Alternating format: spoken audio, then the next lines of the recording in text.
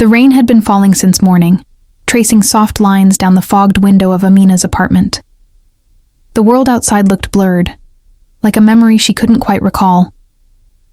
It had been 3 months since she moved to Lahore, away from everything familiar. Her old neighborhood, her parents, and most of all, him. There were days she almost picked up her phone to text Hamza, to ask if he still missed her laughter that used to echo through the small coffee shop they'd meet in every Thursday. But she never did, because sometimes silence was safer than answers that could break you all over again. She spent her evenings teaching art to children, their innocent questions filling the silence she carried home each night. One of her students, a shy boy named Rami, had lost his mother recently. He didn't speak much either, just painted skies with no sun, and oceans with no boats. Amina saw herself in him, someone who had words buried under the weight of what they'd lost. One day, as she walked him to the gate, he asked softly, "Miss Amina, do people come back when they leave?" The question made her stop. Her throat tightened, and she could only manage a whisper. "Sometimes, they do, but not always." The boy nodded as if he understood. That night, Amina couldn't sleep. She stared at the empty chair across her table, the one where Hamza used to sit, his laughter filling the room, his eyes always searching for something unspoken in hers. The next morning, she found an envelope slipped under her door. No name, no sender, just her name written in a handwriting she knew too well. Inside was a short note.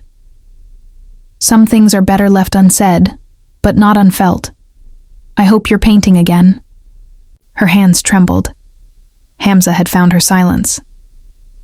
Amina didn't know what to feel. Anger, relief, nostalgia? She folded the note carefully and placed it inside her sketchbook, between unfinished paintings. That night, she dreamt of the old coffee shop, the wooden table, the smell of cardamom tea, and the sound of rain tapping against the window.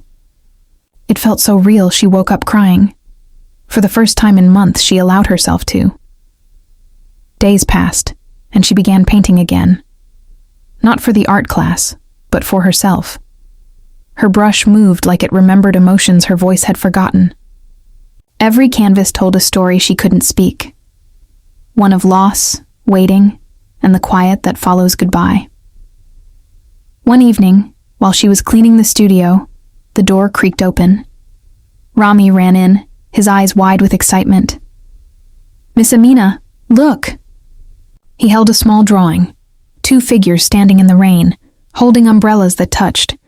"They found each other again," he said proudly. Amina smiled through the ache in her chest. "They did," she said softly. "They finally did." Later that evening, she went for a walk. The streets glowed under the fading sunset. She passed the bookstore where she and Hamza once argued about poetry, and the cafe where they'd sit for hours, lost in words that meant more in silence. She realized how many places held the echo of the things they never said. At home, she opened her phone. For the first time since she left, she typed a message. "Thank you for the note." She didn't expect a reply, but minutes later, the screen lit up. "I knew you'd still understand without words." Her tears came quietly, just like everything else in their story.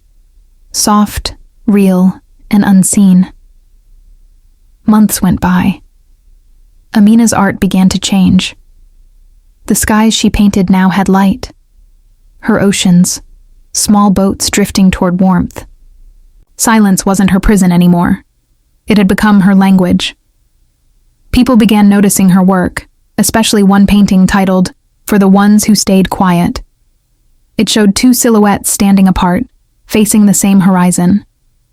Viewers said it felt like love and loss all at once. At her first exhibition, as guests moved around the gallery, she stood quietly near the back. And then she saw him, Hamza, standing before that painting, his eyes tracing every brushstroke like they were her words. He didn't approach her. and she didn't move toward him. There was no need. Everything they were, every regret, every almost, lived inside that painting. When the event ended, she found another note on the display table. "You finally spoke." She smiled, her heart no longer heavy but full. Silence had taught her something words never could. That love doesn't always need to be heard to be real. Sometimes the ones who stay quiet are the ones who feel the deepest. And that night, as the rain returned after so many dry months, Amina opened her window, letting it in, not as a memory this time, but as peace.